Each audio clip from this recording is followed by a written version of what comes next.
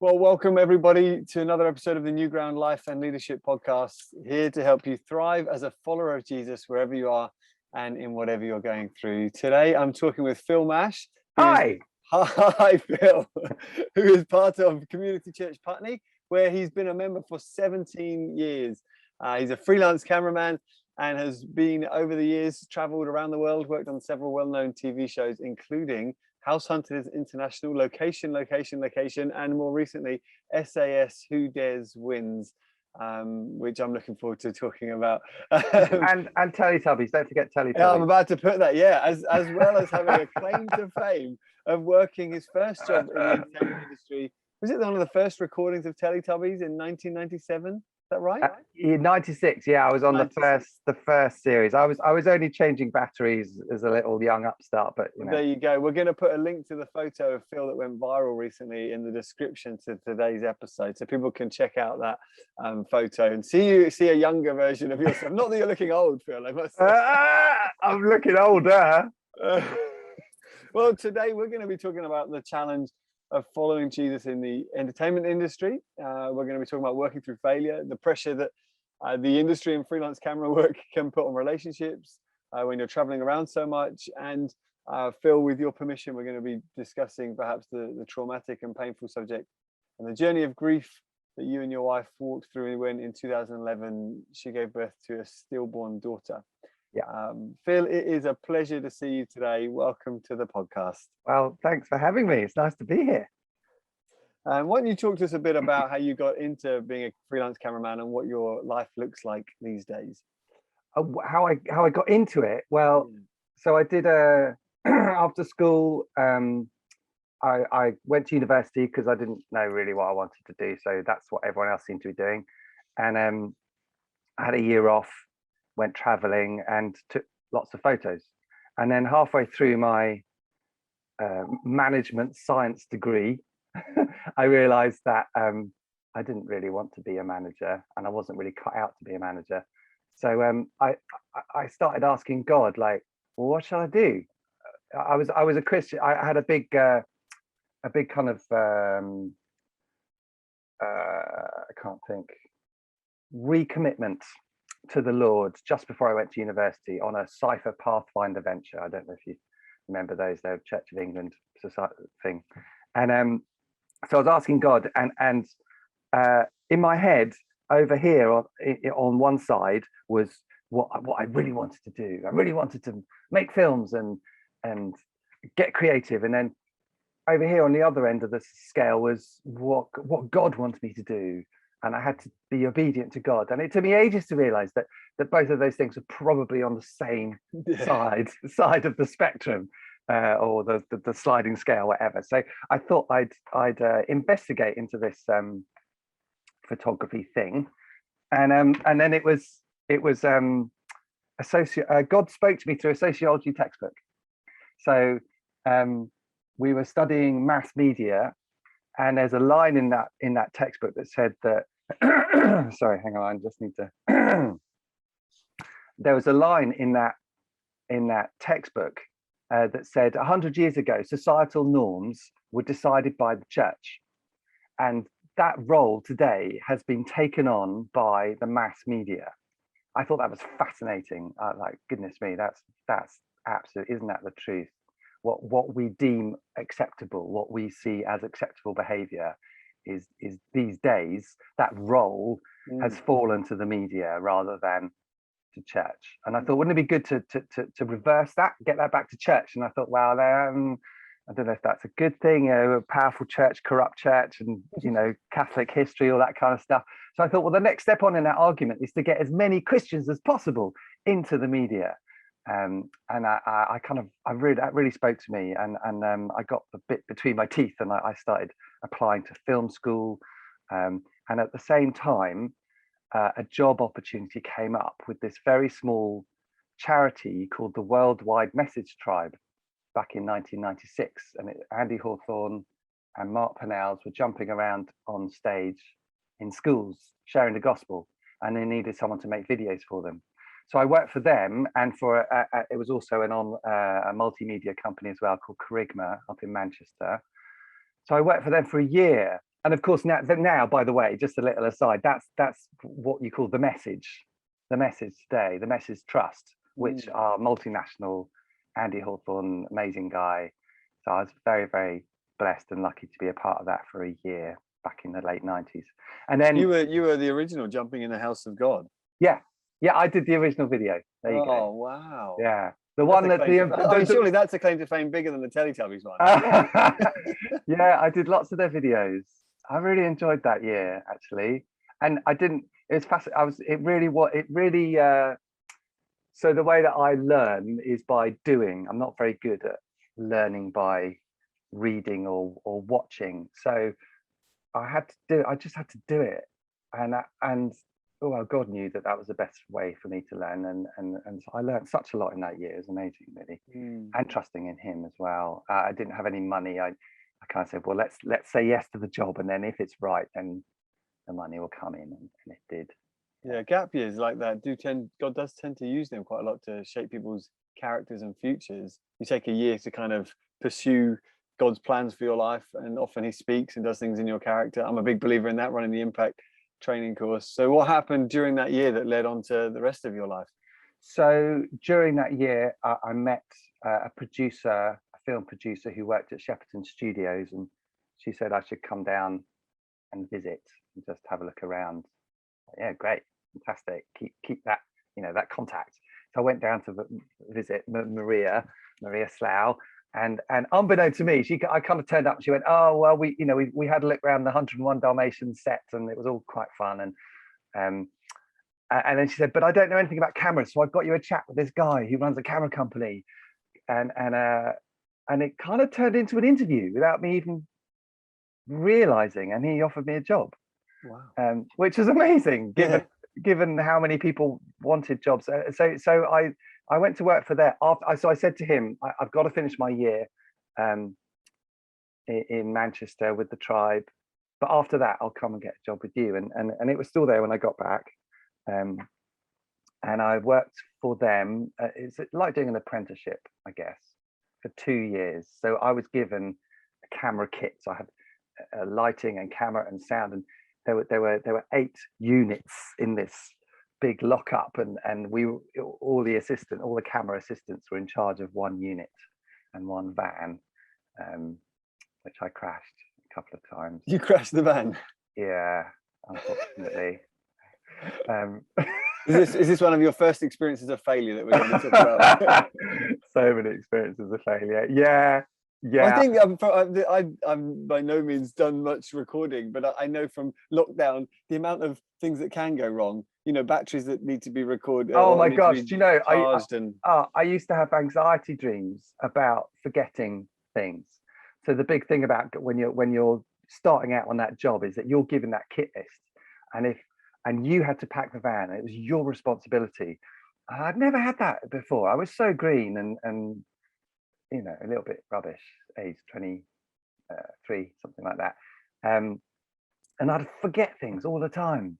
And I'd turn up to location and we couldn't do what we wanted to do because Phil had forgotten the rah, whatever it was. And so I used to have anxiety dreams about forgetting stuff for quite a while. It was really hard.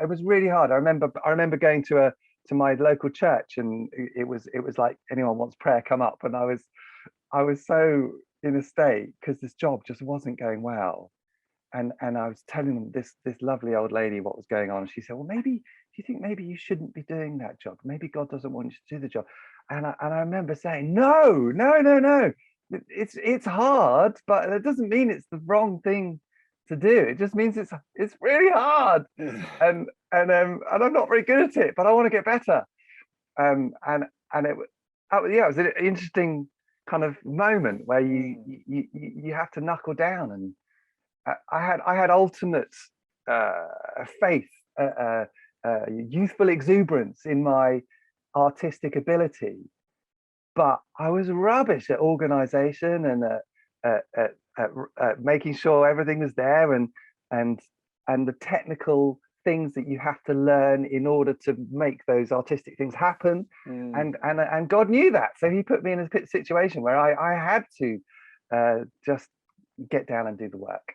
essentially. So it's a very, very important experience, those 2 years. And it is a challenge, isn't it? People who are of a more creative order aren't necessarily the same people who are particularly good at administration or organization. So learning to not be so weak at admin that you can't do the creative things, because you do need to bring order to the world as part of your creativity. Exactly. You're only as good as your tools. I mean, it's a horrible cliche about bad workman blaming his tools and blah blah blah. But you can't make the film that you want to make unless you know how to use the camera properly. For example. No. I also have in my notes here, Phil, that you were involved with translating of the Jesus film. Is that right? Oh yeah. So during that year, working with the Worldwide Message Tribe, it was also through another company called Kerygma, who did lots of outreach to Muslim countries, and they translated the Jesus video into incredible number of languages, things like Kurdistan and Azerbaijan and all the Istans, essentially, loads of amazing. And so there would be these huge towers of VHS recorders, and you'd put the master in at the top, and it would duplicate them down, ding, ding, ding. And we'd stick labels on them, and we'd send them off around the world. Yeah. Wow, how exciting! So you, I mean, that being involved in global mission, frontline evangelism like that, we don't often think you can reach Azerbaijan from Manchester, but even back in the 90s when you were working with the tribe, you could. And having that sense of call on your life that you felt God speak to you to be a form of influencing the world and the society for Jesus, that must have felt at that moment that you'd made it. You were doing what you'd dreamed of, what you felt God called you. Although during that year, I remember very clearly, because I was asked by the Worldwide Message, the Message Trust, they wanted me to stay on and go full time with them. And so I prayed a lot about that, and I felt very clearly that God was saying that I was supposed to be a Christian in the media, not doing Christian media. Do you see the difference? Yeah. So that was my first calling, and I wanted to stay true to that, to be a Christian in the media. And to have accepted that job with the tribe, I would have ended up doing specifically Christian media, which is also a fantastic thing, but it just wasn't what God was calling me to. Well, so talk to us about some of the particular challenges then of being a Christian in the media, challenges and opportunities, I should say, some of the things that come to your mind as we talk about that.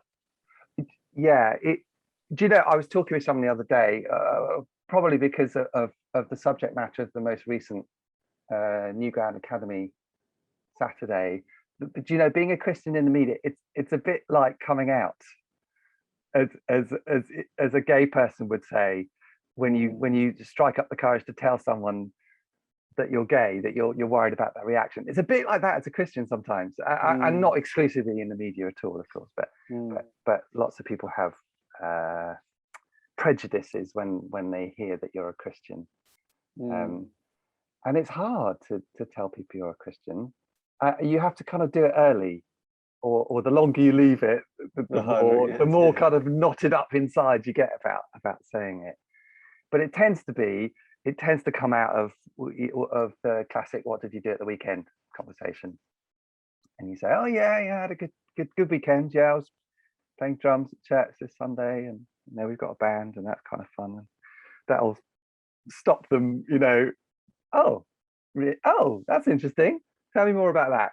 That's usually how it comes about. And that's clever, because by saying you play drums, you're also saying it's contemporary. It's not like what you have in your mind when you think of church.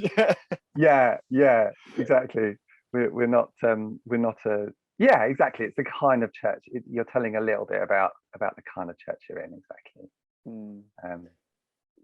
So can you give us any, since we mentioned Teletubbies, can you give us any lifting of the lid, behind the scenes stories of Teletubbies? Was Tinky Winky really, I don't know, give us some secrets on them. Well, Tinky Winky, he was the one that was sacked. Was he? Dave Thompson was sacked. Yeah, he wasn't very kids TV. He was a stand-up comedian, and he was a little bit risque. and they didn't like him because he was making Tinky Winky too camp, but too feminine. But to be fair, his props were a handbag and a tutu. So he was just working with what he had. He was a nice guy. They were all massive. So Tinky Winky was 9 feet tall. Yeah, Wow. and then they met because they got real people inside, and they would make the set massive so that the Teletubbies look small. So we had giant flowers, and they dug this huge bunker into a farm somewhere near Stratford-on-Avon, so that wherever your camera was in that dip, in that huge bunker, your horizon was Teletubby Land. So, but if you walk to the top of that slope, then you could see the tractors and the sheep and the whatever. So Teletubby Land isn't a real place. Is that what you're saying? Yeah. Well, it is. It kind of is. It kind of is. It's about what? Okay. Yeah, it's just next to Rosie and Jim or whatever they were called on there. That was my question. Is it filmed outside or is it filmed in a studio? It's outside. There you go. It's outside. Yeah. And we use just to get geeky for a minute. We use polarizing filters to make the skies look super blue and the grass super green. Yeah, well, this is very helpful. You are revealing all the traits. And they all walked around, and they had to have heads off. They had to take their heads off every 15 minutes, or they got really grumpy and sweary. because that of the wouldn't make for a good kids TV show. No, because of the lack of oxygen inside those giant, great big masks. And they all had massive rippling neck muscles as well, because the heads were so big and so heavy and they spent 6 months of the year in these costumes. They all had giant neck muscles. There you go. Oh wow. Yeah. Funny. Excellent. So this is amazing. So after moving on from Teletubby Land, you went self-employed freelance as a cameraman, I believe. Is that right? Talk us about your journey towards that. What came in between to lead to that? Right. So I went freelance when I realised how much freelancers got as a day rate, and it became achievable. It became not so scary when I realised that I would have to do 8 days a month, two days a week, to get the same amount of money as I was currently getting working every hour that God sends, running up cameras and getting kit together in this company. So I made the leap after 2 years, and I was so desperate to be a cameraman that I touted myself as a camera operator. That's the next step up from assistant operator. And I did a job for that. I went back and freelanced for that company, Transmission TX, and did a job which just went horribly wrong. I wasn't holding my shots long enough, so they couldn't edit it together, and I didn't understand about how to make a sequence and how to, you need a wide establisher, and then you need the single from this way and a 2-shot from there. I knew how to do lighting because that's what I'd done a lot of as an assistant, is help with the lighting. So they it was just awful. They had to phone me up and say, we can't use it, Phil, it's terrible. What were you thinking? It was really bad. And so I felt awful about that. So that was one of your first jobs as a freelancer? That was literally my first. Literally the first. Wow. So how did that play into the way you thought about what you were going to do? Well, so I thought maybe I should carry on being an assistant for a bit longer, and learn how to shoot rather than just about lighting.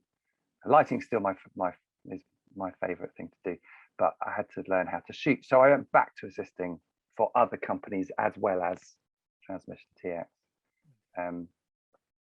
and worked on all sorts of things. It was back then. It was quite exciting to work on film as well. I had to change canisters of film in a big black bag so it doesn't get exposed, and that was kind of fun. 16mm film, doing adverts for Comet, stuff like that.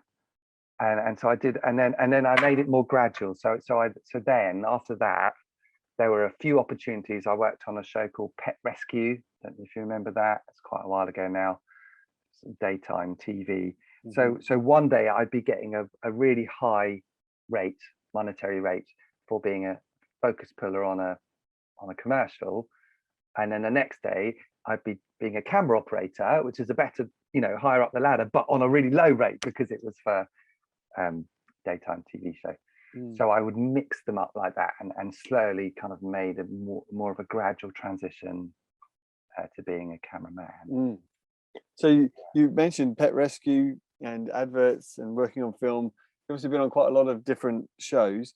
Yeah. But I'd love to get, so like you lifted the lid on Teletubbies, you can give us some insights into what it's like on A Place in the Sun if you get to go to all those nice places for a long time, and location. But I suppose I'm wondering, how does the fact that you're a Christian influence the way that you work out your job, and the kind of the impact that you try to leave on people or on the set or on the way that you're just doing a role? Can you talk to us about how you think through that? Yeah. So yeah, the sets that I work on I know that's not true. You tend to find on TV sets, and whether it's Father Brown would be a good example. I worked on Father Brown recently, which is quite a big unit, lots of people, and TV sets and film sets tend to be very moany, complaining-y type places. There's always something going wrong, and there's a lot of stress involved because it's a creative endeavor. It tends to be quite a lot of arguments on sets about the way people think you should do things, and you can stand out as a Christian quite easily just by the way that you conduct yourself. I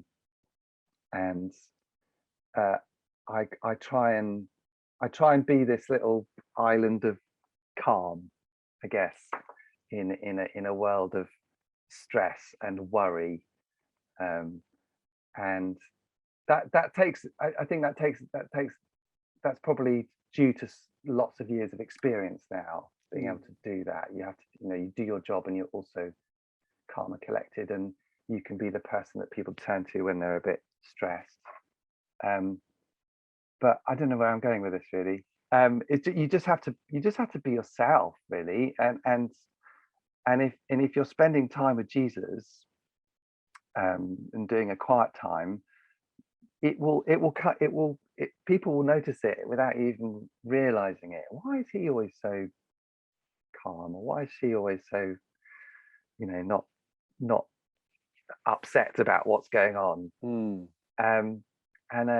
Conversations often start that way once people can see that you're a little bit different in the way that you view the world. It's a different world view, I guess, where you're saying it really isn't the end of the world, it's just television. Okay. And I know that sounds silly to say, but you can get caught up in that whirlpool of stress and anxiety, and it can be quite a stressy place, I guess. Lots of deadlines. There's never enough hours in the day to do what you want to do, and you're chasing the sun, as it's called. You're especially in the winter months where the days at daylight. If you're on vacation, you just don't have so many hours in the day to get it done. And also you can, I think you can take a pride in your work, and if you do things like you're doing it for Jesus. So very often filming things can, even though it sounds exciting, even on a big show, you're doing the same thing day in, day out. It is a bit like an industrial factory process once you get to know how that process works. So it can become quite repetitive. And so the challenge is to keep the quality high, and to do it like you're doing it for the first time. And I think when there's a lot in the Bible about how you can do that like it's doing it for Jesus, essentially. Yeah, there is a challenge that people face, isn't there, in any industry or work where you you get caught in the monotony and the trap, and life isn't exciting. It's just pretty ordinary a lot of the time. And how do we, and what does it look like to follow Jesus in the ordinariness of life, and how do we stay faithful when, I think this is part of the Israelites problem in the Old Testament, the other gods, the other nations, it's different, it's new, it's exciting, it's fresh, but it's forbidden, and it will end up being the thing that destroys them. And often as Christians we find that there are these other things I could do, or that I could chop and change a lot, or there's different ways of doing things, different experiences I could dabble in, but Jesus called me to be faithful to him, and learning to find a rhythm of rest and joy and delight in that, rather than constantly chasing new things, learning to be tethered to Christ. Yeah. It's not the same as essentially what you're talking about in the it's the repetitiveness of working a job, but I think there is a fair amount of crossover there in life generally, of learning to do something. What is it? I think it's Nietzsche of all people calls it a long obedience in the same direction. Learning a long obedience in the same direction in a job, as in relationships, is one of the challenges we face as Christians in a society like this. Absolutely. And something I still struggle with now is finding time to spend with God, because there is no routine at all. Every week will be different. Every call time, it will be different. Every time I travel, it will be to a different place. There is no everyday routine. And when I'm at home, it might be that I'm doing family stuff, or it might be that I'm absolutely exhausted, so I'm allowed to lie in, or whatever it is. It's so there's that lack of routine still plays havoc on my quiet times, and I still struggle with that. I'm just kind of admitting that, but saying it because hopefully there's, maybe there's other people out there that have that issue, and that's something I'm aware of, and I constantly have to keep an eye on, I guess. And finding that time, whether it's in the car listening to podcasts or worship music or whatever it is. But yeah, it's really hard, and so many hotels you wake up in, and again, it's just a different place. So how do I do my quiet time? That kind of thing. Yeah. And I guess part of the historically, the emphasis has been, rather than on a daily quiet time, the emphasis has been on the weekly Lord's Day gathering with the church for worship. Actually, is the major rhythm in history that Christians have looked to. When you are working a job, your focus is on the job. You can't be having these, meditative experiences all the time. Following Jesus looks very gritty and very practical for most people most of the time. But Sundays were these times. Is that okay? Sorry. Yeah. No, just on that point. So I know when I'm working too much, my telltale sign that I'm working too much is when I catch myself going, oh, I've got no friends, nobody calls me anymore, basically, because I'm working weekends and I don't get to see them at church. I will always see my family because they're there, in the weekdays and school pickups and all that kind of stuff. But the minute I start thinking, nobody loves me anymore, all my friends have forgotten me, that's when I know that I'm working a bit hard, and I need to have a think about getting in touch with people and just reconnecting. And do you have any rules that you impose on yourself when it comes to Sundays and freelance life? Because I imagine it can't be quite as straight cut and dry as just turning jobs down. I don't know, how do you operate? Not on for Sundays. So unfortunately, House Hunters International, one of the big shows that I worked on, they always shot at weekends because they were shooting with regular folk, and it meant that they only had to take off Friday and Monday rather than 4 days of the week. So I just had to work weekends, and I would make sure that there was the midweek men's prayer group that I would always get to, which was really helpful for me, and community group, and things like that. But I do have, in terms of, I think length of being away is an issue for lots of creatives, and I know this isn't possible for some people, but for myself, me and Rachel So when I got married to my wife Rachel, we put in a rule like you're not allowed to be away for longer than a month. And then when kids arrived, we changed that to a 2-week rule. I think I've broken it once when it was a 3-week job, but it was a very good opportunity doing a documentary in America. So now you've said in the past that one of the stereotypes for camera operators is broken relationships. It's quite a lonely, isolating profession because you're moving around so much. Yeah, a lot of cameramen have second wives or third wives, or just because they're away so much. And I just don't think it's. I don't think badly about them and their relationships because of that. But I do think it's a wrong choice. I just think it's natural. I think it just happens. If you're away from your wife for that much of the time, you're just going to grow apart. It's just as simple as that. And especially if you're on a TV or a film set, you spend such a huge amount of time with other people, then relationships are gonna blossom in that environment. And I think part of the creative industry is that you are working on these projects that people are investing heart and soul and intimacy into. So it's inevitable that you're gonna. Is that something that happens quite a lot? You form quite strong attachments to people when you're working on something so stressful. It does come together at often the last minute, and everyone's, it's a very intense experience, I'd imagine. Yeah, it is exactly very intense. You're away in a hotel, and you're not getting much sleep, and you're spending all day together. Absolutely. So it's very important for me and Rach to no longer than 2 weeks away from home, essentially. And also I also have another thing that really helps me is I've got my best mate, my work wife, as it were, is a chap called Ray. Ray is my sound recordist that I work with a lot, and he gives me a lot of support, and we work as a team, and I find that really helpful as well. A bit of a support. He's not a Christian; he's just a really good friend. But to have a guy who's my closest friend, I think is really good. And so talk to us about lockdown, which is obviously catastrophic for people in your industry. You might think, you can tell us was it, but then also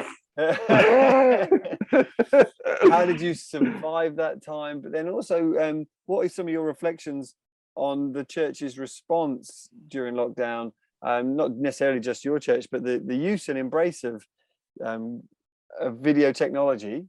Is it a good thing, a bad thing? What are some of your thoughts on that? Okay. So lockdown was hard. Lockdown was hard. It was hard, but it was also, there were good things that came out of it. Initially, I flew back from a job in Amsterdam, literally the day before Boris Johnson did that first announcements, we're all going into lockdown and so on. And that was for that big American client. And so with that big American client gone, because it was all about travel and it was always traveling abroad, I suddenly went, oh my goodness, that's how many eggs I've got in that one basket. Yikes. I've got no other work, essentially, not to speak of anyway. So the last year and a half has been about getting back in contact with my UK clients and getting UK work again. So it's been a bit of a blessing as well, because it's led on to different shows and some different avenues and more interesting, although the travel was a lot of fun. Hang on, sorry, I've been distracted by a horrible noise. Can you hear that? No. Just give me a sec, Jez. Sorry. All right.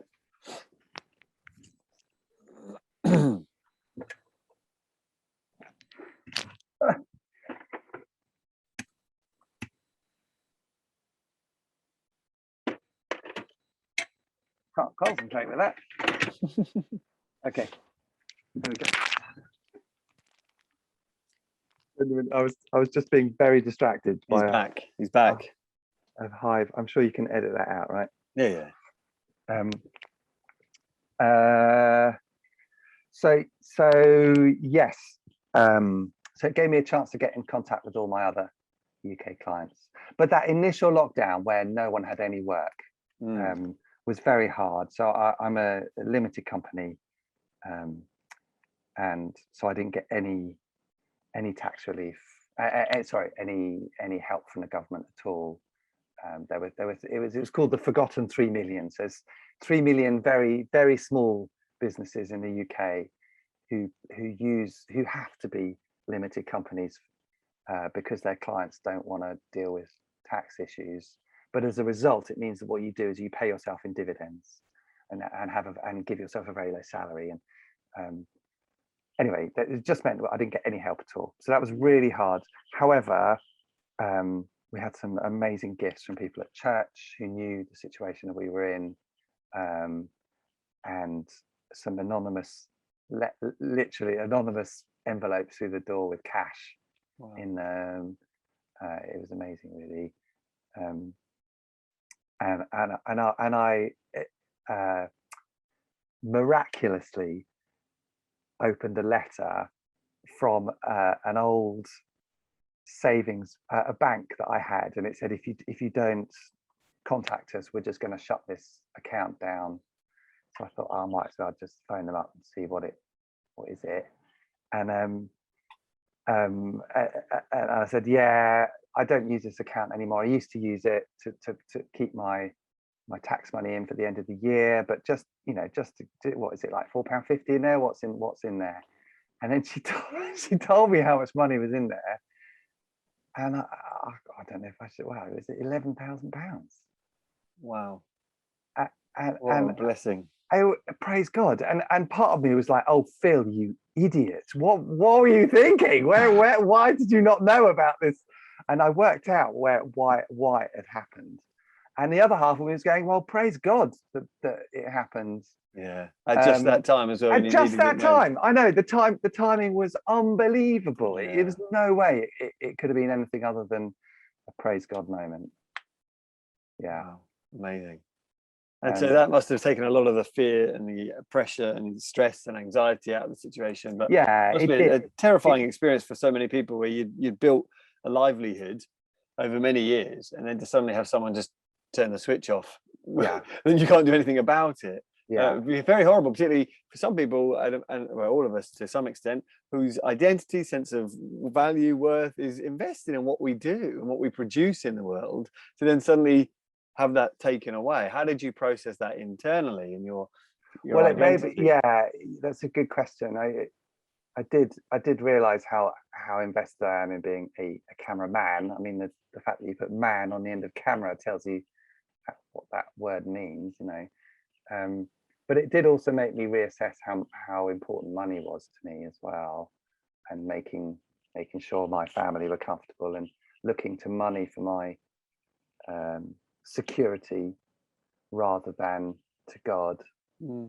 That was a big lesson for sure. It's not an easy one, and it's not one I enjoyed at all, but it was one that I learned. But I kept creative. So during lockdown, I did do I did some videos. Nev Floyd from my church suggested I do a bit of a video update, like midweek, like get people to send some videos in of their children doing a Joe Wicks workout or something, and then edit it together and for the church. And so I did that, and it kind of grew, and I started making my own kind of memes and montages of people saying silly things and putting it to music, and it was really fun. It was called the Midweek Catch Up, and then each title sequence got more and more elaborate. I wrote midweek catch up in different foods on a plate, and then got my dog to eat it, and then I played it backwards, so it looked like the words are coming out of the dog's mouth, and it was really fun to get creative like that. Wow. I mean, that was one of the beautiful things to how the church did respond. Everyone, I guess, there's a huge amount of creativity within us. You realize that when you're busy, you don't get to see it. You're just functioning. You're getting through the week. You're doing your task. But suddenly, when it's needed, the Spirit of God produces amazing life and creativity in His people. Do you know that there's an interesting point? It's one of the creative rules is that if you people become creative when they have a restriction or a so for example, if you can't afford a certain kind of piece of kit, you have to work around it. People can get really creative in the way that they make things. And actually, people who work in big budget feature films, they often talk about putting restrictions on themselves on purpose. So for example, they might say, right, for this film, we're only going to use the 85mm lens and the 14mm lens. We're not allowed to use any other lenses. And so they impose those restrictions on themselves, and it forces them to be creative, because when you've got no restrictions, you get lazy. And I think you can put that kind of picture into how you do church as well. If once you've got restrictions, once you know, everyone's away on a weekend away, so you've only got this person and this person to do worship, you might have the most amazing time of worship because those two people know that there's those restrictions there, and it really frees them up to be creative and different. And I think you can apply that to all sorts of parts of church life, for sure. And so that's a really helpful point. But as someone who loves cameras, loves that industry, what was your experience of video church? Did you enjoy it? Yeah, no. No, not really. I don't enjoy watching. I don't enjoy church online as much as church in person, and I never will. It's just not the same. You can't talk the same way, because in real life it's a bit like when you're filming something, everyone talks on top of each other. It doesn't work. You need to get people to talk one at a time, and it's exactly like that in a Zoom or an online setting. Everyone has to talk one at a time. And it's infuriating, right? Whereas if you go to church and you're having a conversation with mates after, you know, everyone's talking on top of each other and it just feels a bit more natural. And so I will never enjoy online church as much as church in person, but I do think there's a place for it. That there's certain prayer meetings that we have now which we've kept on Zoom, and more people come to because they only have to get to their computer rather than get to the church building. I think there's a danger that people, I don't think anyone should see it as a replacement.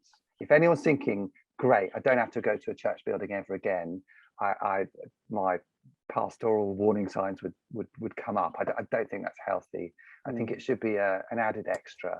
A bit like, sorry, I keep making references, but a bit like when home videos came out and everyone went, "Oh, that's the end of cinema." You know, of course it wasn't, because people said the same thing about cinema. Oh, that's the end of theatre, and of course it wasn't. So I think it's the same with online church. I think it will be something a tool to use in certain situations. It's great for information as well, like when you want to have a bit of a business meeting and just get stuff done. I think it's really good. But I wonder, just as when home videos came out, the cinema became slightly, maybe this is a question as well as a statement, the cinema became slightly more focused on what it did that the home video experience could never do. And so I'm thinking, you know, James Bond held off its launch until now, because it knows this is the kind of film, people say this is the kind of film you need to see at the cinema. There is something that cinemas offer. They can play into what they do that you can't experience at home. And I wonder if there's a similarity there with church. You can get content online. I mean, YouTube's been there for years now. If you want to listen to good sermons from around the world, you can. But that's not the same as church. We've come to realize that there is something particular about the local expression of church. So we've encouraged local churches, but then now through lockdown, we've realized actually the thing that church on a Sunday can really do is, I don't know, embodied worship, relationships, and what impact should that have on how pastors and elders think through what their Sundays should emphasize? I've still is that true to say? I don't know if that's true to say. I'll say it and then I'll decide if it's true to say. I've still not. Are you an external processor by any chance? Oh, well, am I ever? My goodness. I've still not experienced the move of the Holy Spirit on a Zoom or an online church meeting. Yeah, I think that's fair to say. Mm. Have you? I don't know. Yeah, probably no. You certainly not as regularly, because there is something about together corporate experiences that bind us in the way that we experience community and the Spirit's presence, isn't there? That is very different. I certainly had meaningful prayer meetings on Zoom that have Oh, of course. felt good, but Absolutely. but no, they felt more like a meaningful quiet time than they have felt like a meaningful worship experience. Yeah, and that's more of an impact on myself, for example, who is a very extroverted, needs people kind of guy, rather than an introvert who, you know. And I guess I probably learned as well that there's the need to be together in an embodied sense is something that introverted people can see as actually it's a compassionate response for people like us who are extroverted and are just that much more wired to need to be around other people. My wife calls me needy, which is fine. Mine too. But you think there was a compassionate response then from internal processing introverts, some who said this is the best thing ever because I never have to see anyone, and the rest of us thought I really need to see people. Don't say that. Yeah, absolutely. I think introverts do need to see people as well, but maybe not in a very noisy church building, but yes. Well, Phil, let's take some time to talk about what happened in 2011 with the stillbirth of your daughter. Describe to us the experience leading up to that and how that impacted your marriage, your faith, and the journey you've gone on. Well, so that feels a bit like a gear change. Sorry about that. No, that's fine. That's fine. So Laurie Susie was her name, is her name, and it was our fourth pregnancy. So we'd had a molar pregnancy the year before, which is also quite traumatic. That's where something's growing in the womb, but then it turns out to just be a weird collection of cells that's possibly cancerous, and there's no actual fetus, there's no actual baby there. So we had that the year before, and then Laurie was 29 weeks. I think that's right. And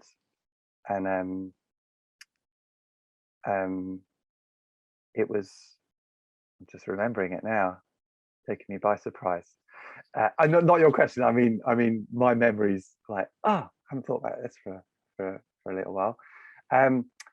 So Rach thought something was up.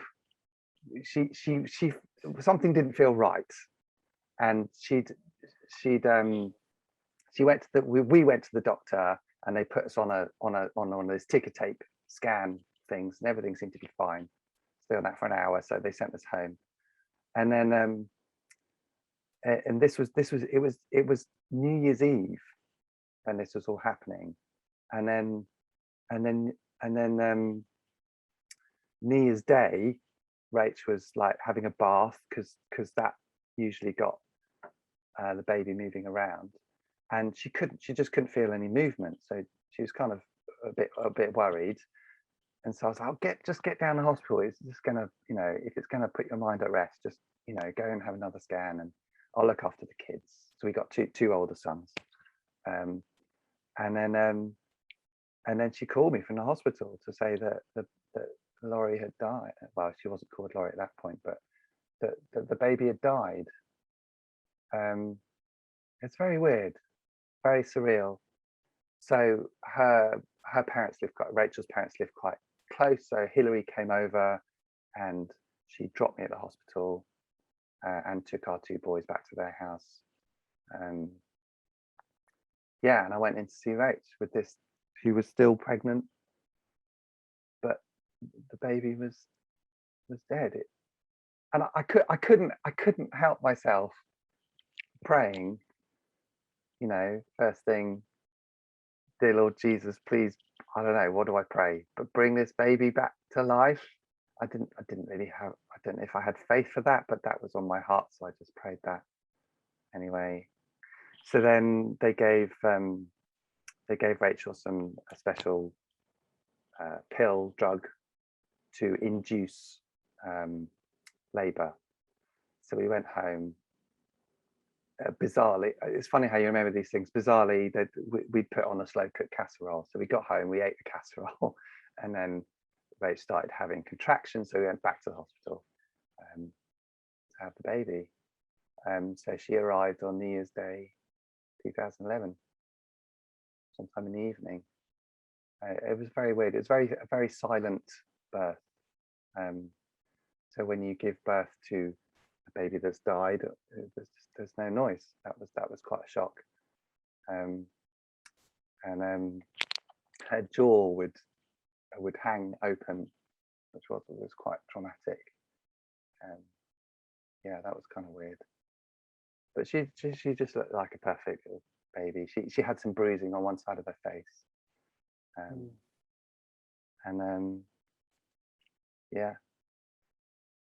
So then I sang to her. So I used to sing to my boys at each evening. You know, turn your eyes upon Jesus. Do you know that old-fashioned lullaby? So I sang to her. First thing I did after she was born. And then we had to. I don't know what we had to do. We were told we could spend as long as we wanted with her. So she was in a little cot next to Rachel's bed. It's very strange. It's I remember looking at her. It was about 2 or 3 o'clock in the morning now. We were all pretty, I don't know quite the words to describe it, exhausted and very emotionally drained. And I remember looking at her, and I could have sworn her chest was going up and down. It was like I was hallucinating. It really was. It's a very strong feeling. Had to go and check that she wasn't. Oh, maybe she's not dead. Maybe she's not dead. So yeah, so that was a very traumatic experience, and we had to leave the hospital without a baby. That was the hardest bit, and then drive home. Why? That was also very strange. Driving up the A3 from Kingston, very slowly, and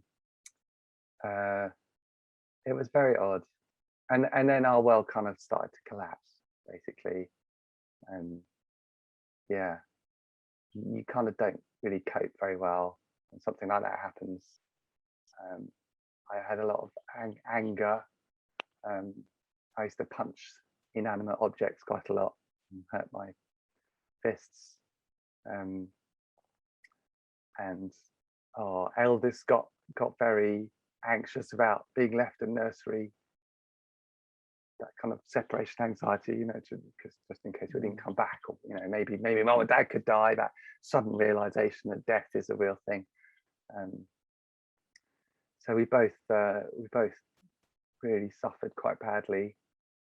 And the other thing it did for me, so we often talk about Laurie's legacy, because it was wonderful to have her in our lives for that short period of time, and she was a blessing as well. Was when a child dies, if you have a child that dies, one of the things you can do is say, I can't think of anything worse that could happen to me. That's kind of the worst thing ever that could happen to a person for a child to die, but give or take. And you kind of go, sod it. It means those other things that I was scared of dealing with are no longer very scary. So I had lots of childhood trauma and issues that I'd not really unpacked, and so I did a lot of counselling to help me with my grief for my daughter. But what happened was a lot of other things came out about my past and my birth family stuff, and I don't think I would have had the courage to look at those things had it not been for her death. So yeah, I don't know, what else do you want to know? No, it's just a privilege to hear you talk about it. It's obviously very raw still. I mean, it's almost 10 years on now. Yeah, well, we say whenever someone asks us how many children we have, if I don't know them very well, or if it's the first time meeting them, I'll say I've got 3 sons, because to say I've got 3 children feels it doesn't feel fair on her, but at the same time I don't want to put that on someone. It's quite a big thing. I've got four children, one of them's dead. You can't really say that. So my way around it would be I've got 3 sons. And then if that relationship grows and it's a good relationship, or if it's someone I trust, I'll let them know about Laurie as well. So we got 4 kids. As far as I'm concerned, we've got 4 children. I mean, you mentioned there that you don't want to put that on someone when you talk to them. Have you noticed that people don't know what to say? They find it very hard to talk to you about it. Did you feel as though it was a silent grief because people were so traumatized by it themselves, they didn't know how to bring it up? How was it received, and how did you feel comforted by friends? So when you've lost someone, when you've really lost someone, what you tend to do is you can spot the people that get it, and it's usually people who've also been through some kind of grief over a loved one, and some people are not very good at saying stuff, and you just kind of. So at the beginning, I would take it very personally if someone says something stupid, and then you kind of get over that and realize that some people just don't know what to say, but some people are. It's people who aren't scared of it that's good. So any excuse to talk about your, or in my case, my daughter, or whoever it is that you've lost, is a really good positive thing. And I was brought up to believe that happy emotions are good and that sad emotions are bad. You mustn't feel sad, you have to feel happy. And it took me ages to realize that sad emotions are really, really good and really, really helpful and really necessary. So to be sad with someone is fantastic. It's a really good thing. I'm saying it with a smile on my face because it's so important. In fact, God gave me a picture while I was doing my counselling. So I used to think that feelings were like you had a hot and a cold tap. So the hot tap was the happy feelings and the good stuff that's going on in life, and the cold tap is the bad things and the sadness and brokenness of the things that are happening. But that's not how we as human beings work. We have a mix. We're a mixer tap, like in the kitchen, and if you block off those sad feelings, you're also stopping all of the good happy feelings coming out as well. And that's when you go into that's when people start to feel depressed, because they're not allowed to feel those sad feelings. And if you don't let people feel sad, they're never going to be able to feel happy as well. You're kind of blocking off both of those things. So yeah, our friends were amazing, absolutely amazing. Joe and Susie Howe were that's going to make me cry. Joe and Susie Howe were very lovely, and Jason and Ruth Bird were wonderful as well, and Matt and Helen Beanie. We had some very good friends around us when it happened, who looked out for us and let us cry and be sad. Yeah, it's funny, it's when I don't know if this is relevant to our conversation, I'll say it anyway. It's when people show care for you that's what really makes me cry. So when people show love towards you, that's incredibly powerful. Yeah. And there is something amazing as the gift of friendship, isn't there, that doesn't take away the pain, but it does allow you to feel it rather than feel ashamed of it, and allows you to bring it into the social sphere rather than just the private hidden space. And I guess when someone's seen you and validated you in those really low places, there must be an acceptance of yourself and what you're going through, recognizing that this is okay. It's not something I need to rush through, get over, move on from. It's now part of the structure of your life and the way that you see the world forever. Yeah, exactly. It's part of who you are, and to try and fix it for people. Don't worry, it's going to be okay. Everything's going to be okay. It is a way of denying her existence and denying that she was born. Yeah, there's a great, if you've not, I'm sure you've seen Inside Out, that Disney film. That's a fantastic way of explaining it. The way that as she grows up, her happy core memories become much more mixed with sadness, and to see that as a positive thing. I'm sure there's probably Bible verses to put into those, but I can't think of that. Well, it's weird. I think we perhaps maybe in the modern West, I don't know, I'm not a historian, but we do seem to have a strange relationship with our emotions. And like you said, we almost have quite an infantile attitude that seems to want everything to be skipping and rainbows and happiness. And that may be correlated to the secularizing of the society, that the more we've closed off the heavens and the afterlife, the more we've expected this life to provide nothing but bliss and joy. And that, of course, is a very shallow, superficial way of seeing reality, and it's very unrealistic. And I was struck when I read Keller's book on walking with God through pain and suffering, where he actually said one of the reasons Christianity conquered was because it offered a more satisfying vision of what happens after we die, and a more satisfying vision of how to walk through pain and suffering than the alternative philosophies did of its time, because we have a Messiah who's died and resurrected. So there is hope, there is real hope, but there is also a real recognition of life's brutality and hardship. And it's part of the gift of Christianity to the world, but it's part of the gift that we have as Christians, that we have a God who we can genuinely say he grieves with us, and he knows what grief is like. A bit like you said about friends who've not experienced it, almost don't know how to help someone who is grieving. Well, thank goodness we have a God who has experienced absolutely and has lost the son himself. Exactly. Yeah, exactly. Yeah, I think for anyone who's looking for the meaning of life, it's not about finding that thing that makes you happy. It's not about finding happiness in this world. It's about finding the thing that can get you through your darkest hour. You can find that, and I would argue that that's Jesus and his love for us. Yeah, that's beautiful. Actually, as an alternative quest to the search for happiness.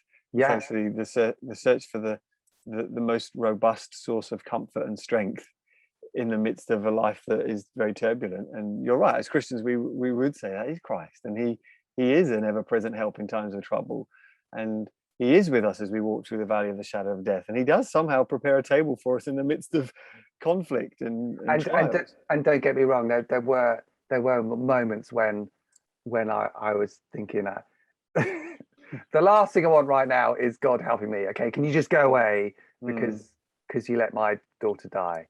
There were lots of moments like that. Yeah, talk to us about how it does shape the way you think about God as Father and your relationship with him as, and not projecting this on you. I'm just aware that certainly if I look at myself, my relationship with God can tend towards God as genie. He'll fix everything. But actually the more mature relationship with God is recognizing he's not genie, but he's still good. And how do you journey towards that, moving from maybe an immature understanding of God to perhaps a more mature vision of him? How did it impact on the way you thought and related to God?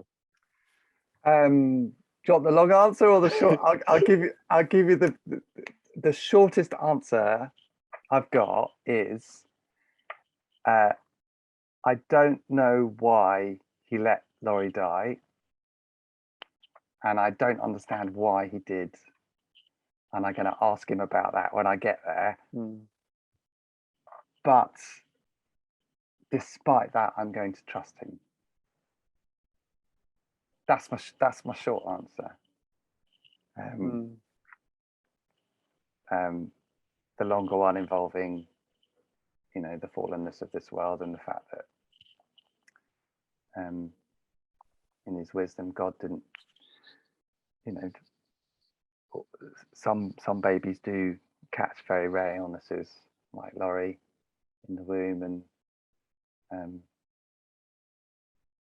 I don't adhere to the whole, you know, he did, of course he didn't do it to teach me a lesson, but even the thought that he let it happen in order to teach me a lesson is, I don't agree with that. I think for some reason he allowed it to happen, and I've got to just trust in him and see if I can get through it. Yeah, and there is I still struggle with that massively. I you know, when you pray for your daughter not to die and she dies, or if you pray for a relative who's got cancer, not to die, and they die, well then do you carry on praying? But the realization that you alluded to there is that the secret things belong to God. We have the revealed things, and we're to work with the revealed things. The revealed things we see in the cross, that he's good, but the awful evil takes place in the world as well. We see that in the cross as well. And I think your answer that you gave is one of those things that it's theologically accurate, and it's the sort of thing that anyone who has heard a talk on suffering can say, but it really doesn't mean anything until you've had to work the answer out for yourself. There's a personal knowledge, so that you own those words that you gave in your short answer there. You know, that short answer I could get from a textbook, but it doesn't mean anything to me until I've fought for it in the fire and the furnace like you have. And so I can see how it's not something that you can just kind of say, here's the answer, now live it. It's a lot more lived than that. Yeah, that's why you've got to be very careful when you're counseling friends on stuff like that. Don't be too quick to provide an answer, because even if it is the right answer, and it probably is if you're a wise Christian, doesn't mean anything unless that person has worked it out for themselves. How did you as a husband find that you could learn to comfort and support Rach through, obviously I can't ask about her experience, that's her story to tell, I suppose, but how did you as a husband learn resources on how to help and comfort her, and some of the lessons that you walked through together as a couple, perhaps?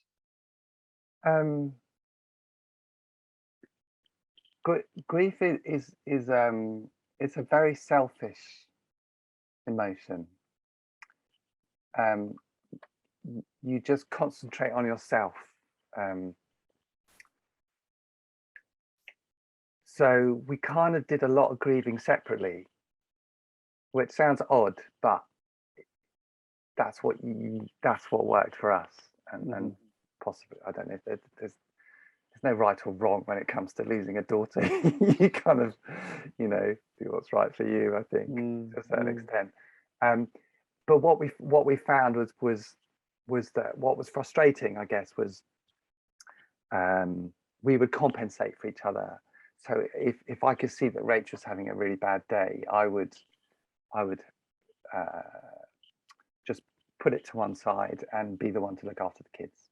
And if I was falling apart, then she would do the same.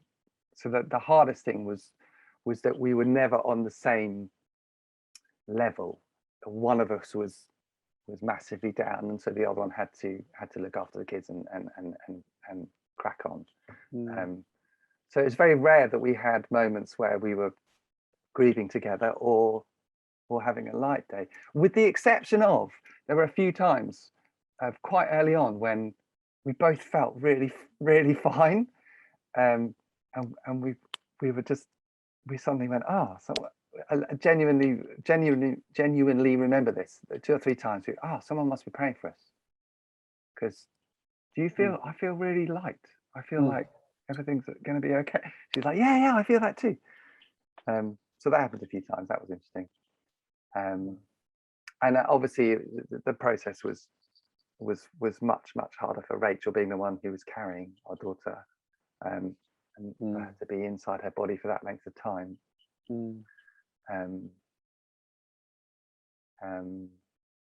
Yeah, and we celebrate her birthday every year, even now.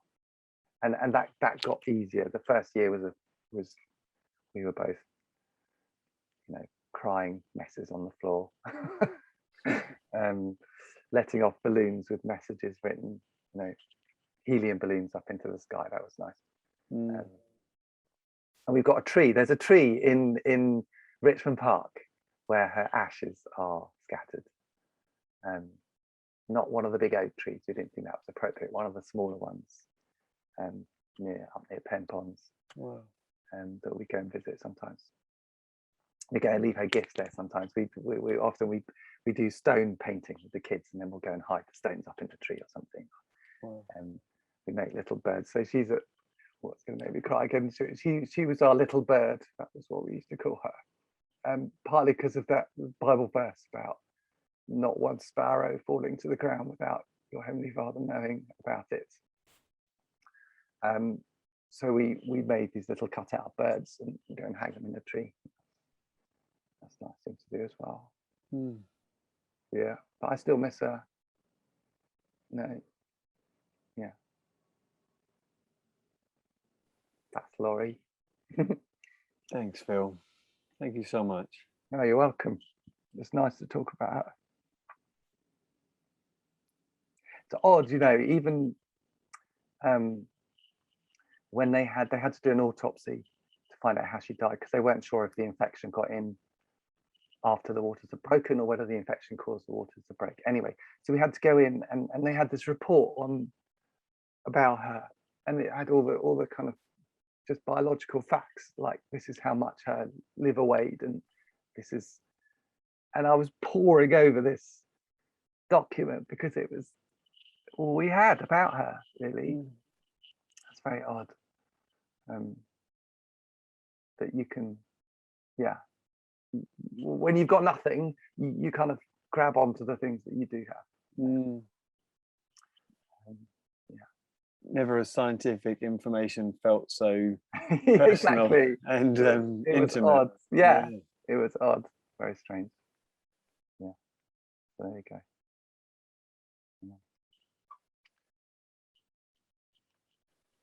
Well, it's an honor, privilege to have you share that, and like you said, to be able to talk about her. I imagine all those important things that help keep her in the present and keep the impact of her life alive and meaningful. And then when people do lose people, to actually, I remember when I lost my dad, and someone said to me once, "I'm sorry for your loss, enough said," because you could tell they were uncomfortable and they didn't want me to feel uncomfortable. And I thought, no, it's not enough said. Like, let's just keep talking about it. Like, yeah, exactly. It's great. I don't mind laughing or crying about this. This is beautiful because it feels like my dad's in the room, or you relive those moments that actually help crystallize, clarify for you what it is about life that's so lovely and delightful that God's given us. Do you know, if I was to give any advice to anyone about stuff like that, I'd say, listen, just would you just listen properly, okay? Because, for example, someone in our community was visiting our community group, and they had something on the wall, and it was a funny saying, and it was something that her dad used to say, who died, and so I was asking questions about her dad, and I was able to go, he sounds like a great guy. Tell me more about him, and just little things like that can be really nice for someone to hear.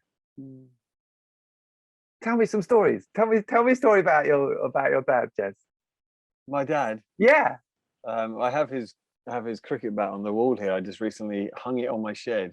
So I found it in my wardrobe and I was going through it, and he was a big sportsman. And so if I answer this question too well, you're in danger of making me cry. Well, that's okay, isn't it? I think you get those moments with your dad where you see the glint in his eye, the thing that makes them really happy. And often with our dads, they work because they have to provide, and they don't often enjoy their job. And I know my dad would always said that it was his job that gave him the stress that led to his cancer that killed him. but the times where I saw the real glint in his eye was when he'd play sport, and particularly when we'd play as a family. Was he a And bat? he Was was, he? yeah, he was a wicket keeper actually. Okay. And yeah, and I can remember on one occasion watching him play, and hearing the ball go past the stumps, but then hearing a very audible crack as the ball hit his nose. and a couple of times, I think, in our family life, he would come home with broken bits and pieces off his face, or blood, or trips to the hospital.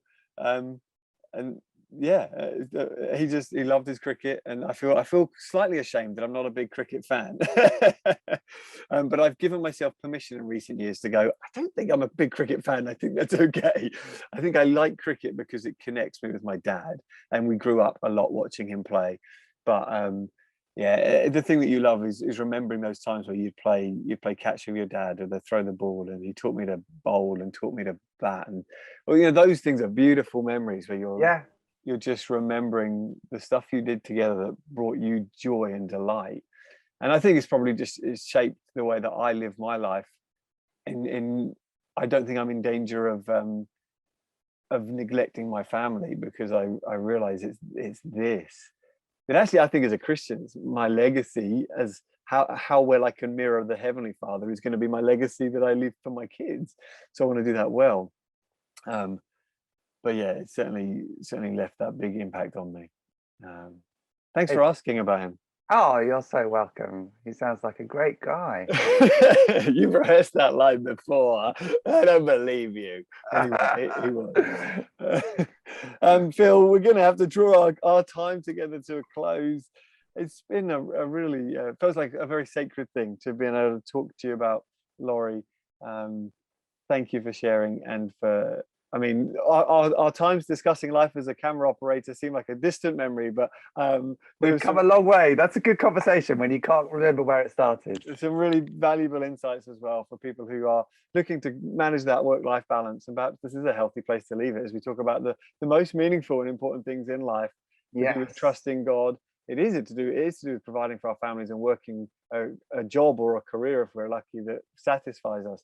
But actually, God has put us here as persons who are here to interact with other human beings, to love them, to express his heart for people in the way that we give ourselves relationally. Even as I mentioned at the beginning, you know, in our pre-conversation, 17 years you've been at the same church. I think things like that, they speak of the meaning of life, that is commitment, relationships, responsibility over a long time. And as we talk about Laurie, and as my dad, we remember the things that makes life most precious at all. So thank you for that. Phil, as we're closing, is there anything in your mind just to share with us before we finish? No. I don't think so. Hasn't got to be. That's fine. I always like to ask, because often things pop into people's minds. Yeah. But yeah, Phil, as we close, thank you so much for your time, and God bless you. I look forward to seeing you at New Ground events in the future.